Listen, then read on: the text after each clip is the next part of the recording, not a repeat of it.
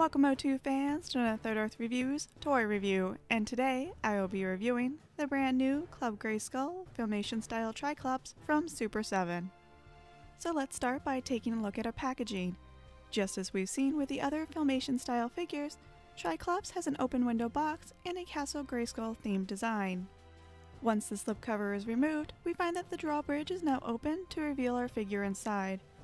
Overall, this is a great piece for mint in box collectors, as there are a handful of tiny windows to allow some light to shine through on your figure.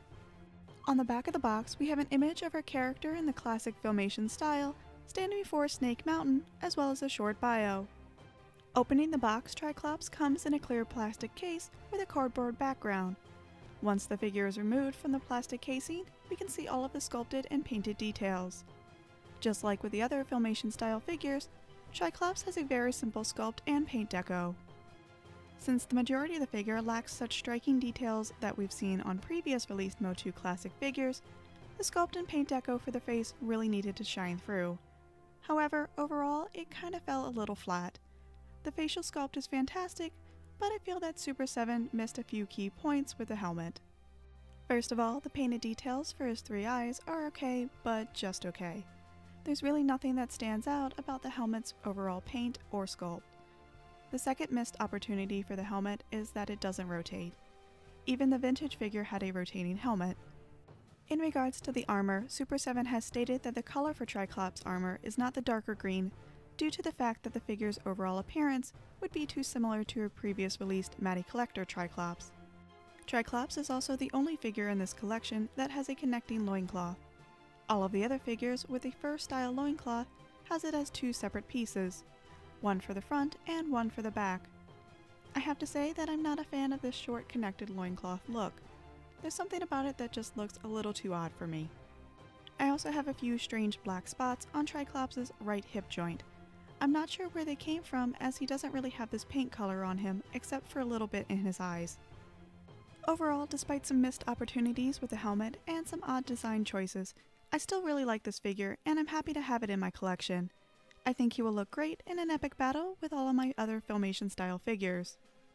Tri-Klops has the same articulation as most of the vintage MOTU figures, meaning his head is on a ball joint so he can look left and right as well as up and down. However, it should be noted that his head doesn't naturally stay looking down. I can force his head to look down, but the moment I let go, his head bounces up to a forward-facing position. I'm not sure if it's like this with all of the figures, but it's something to keep in mind if you're looking to get one of these for yourself. Tri-Klops also has the standard ball-like joints for his shoulders, so his arms can move forwards, backwards, and out to the side. There are swivels at his biceps, standard bends at his elbows, and rotation and bends at his wrists. Tri-Klops has the ab crunch as well as the swivel at the waist. It should also be noted that when using the ab crunch, his green armor tends to bunch up in the back, so I'm not sure if this could ruin the armor over time by either stretching it or bending it out of shape. His legs have the ball-like joints so they can move forwards, backwards, out to the side, as well as swivel at the hips. He has standard bends at the knees, swivels at the boots, and his ankles can bend forwards, backwards, and rock side to side. Tri-Klops comes with two different accessories. He has a sword which has a beautiful metallic gold and silver paint deco that goes well with the small sculpted details on the handle. He also comes with a tiny gun which is made of a solid gray plastic and has very little sculpted details. I will probably not be posing my Tri-Klops with this accessory. Tri-Klops is part of Wave 1 of the Super 7 Club Grayskull Filmation style figures. Unfortunately, these figures were made to order, so if you're interested in getting one of these figures for yourself, you'll have to go to other online stores such as Big Bad Toy Store or secondary markets such as eBay. I hope that you've enjoyed this video. If you did, please remember to hit that like button and subscribe so you can check out all my other reviews. I will have another Club Grayskull figure up tomorrow, so until then, this has been Third Earth Reviews.